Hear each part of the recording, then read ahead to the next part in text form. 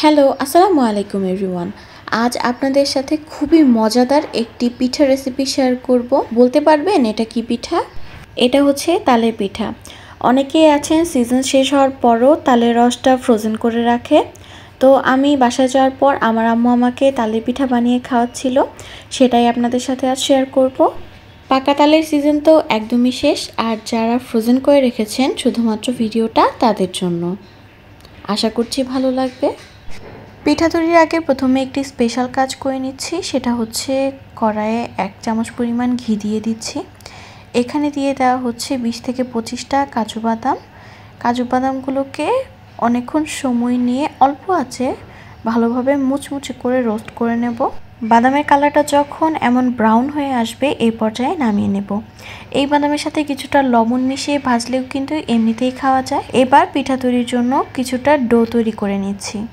এখানে নিয়ে নেওয়া হচ্ছে প্রায় 2 কাপ পরিমাণ চালের গুঁড়া।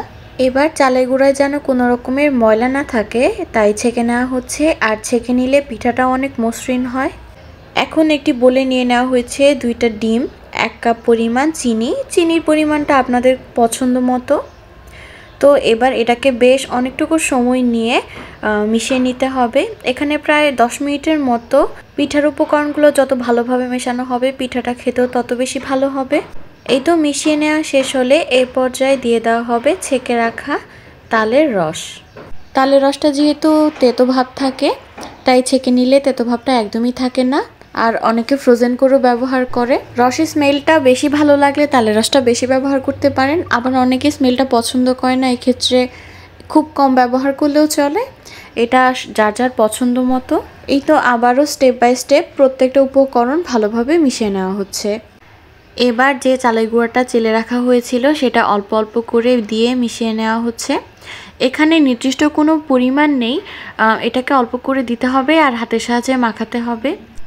যদি মনে হয় আরও চালের গুঁড়া প্রয়োজন সেক্ষেত্রে আবার দেওয়া হবে। এই তো আমার আম্মু কিছুটা চালের গুঁড়া দিয়ে হাতের সাহায্যে মেখে নিচ্ছে, তো আবার প্রয়োজন হলে আবার দেবে। আর এখানে ঘনত্বটা ভিডিওতে দেখেই বুঝে নিতে হবে, খুব বেশি ঘনও না আবার পাতলাও না। এভাবে মাখাতে মাখাতে পারফেক্ট একটা মিক্সচার যখন তৈরি হয়ে আসবে তখনই রেডি হয়ে যাবে। এই তো মিক্সচারটা রেডি। আপনারা দেখতেই পাচ্ছেন কতটুকু ঘনত্ব হয়েছে, এটা আসলে দেখে বুঝে নিতে হবে। ভিডিওর প্রথমেই কাজু বাদামটা যে ভেজে নিয়েছিলাম সেটা কিছুটা গুঁড়ো করে, প্রপারলি গুঁড়ো না, কিছুটা দানা দানা থাকবে এই অবস্থায় তৈরি করে নিতে হবে। তারপর এটা এই মিক্সচারের সাথে মিশিয়ে নিতে হবে। এটা মাস্ট ইউজ করার চেষ্টা করবেন, কারণ আমরা যখন এই পিঠাটা খাবো তখন মুখে বাদামটা পড়লে খেতে অনেক বেশি ভালো লাগে। এই তো মিক্সচারটা রেডি হয়ে গিয়েছে। এবার কড়াইয়ে পরিমাণ মতো সয়াবিন তেল দিয়ে দিব। পিঠাগুলোকে আমরা একদম ডুবো তেলে ভাজবো, এতে করে অনেক সুন্দরভাবে ফুলবে। আর তেলে প্রায় 1 চামচ পরিমাণ ঘি দিয়ে দিচ্ছি, এতে করে পিঠার স্মেলটা অনেক বেশি সুন্দর হবে। তেলটা খুব বেশি গরম করা যাবে না, তো টেস্ট করার জন্য একটা পিঠা ভেজে নেওয়া হচ্ছে। মোটামুটি গরম হয়ে এসেছে, এই পর্যায়ে একে একে সবগুলো পিঠা রেডি করে নিতে হবে। আলহামদুলিল্লাহ, আপনারা দেখতেই পাচ্ছেন তেলে দেওয়ার সাথে সাথে পিঠাগুলো কতটা প্রপারলি ফুলে উঠছে।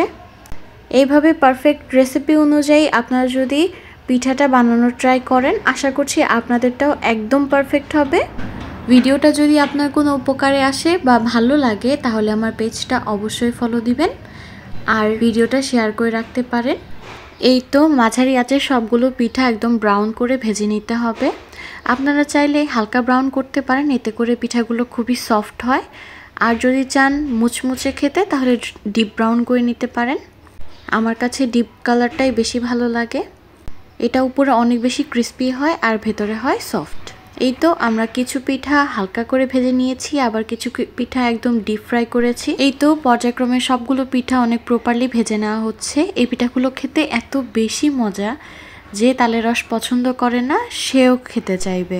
এই তো একদিকে পিঠা ভাজা হচ্ছে, অন্যদিকে তালের কেক তৈরি করা হচ্ছে। এই কেকটাও এত বেশি সফট আর মজা হয়েছিল কি বলবো, কিন্তু এটার ভিডিও করা হয়নি।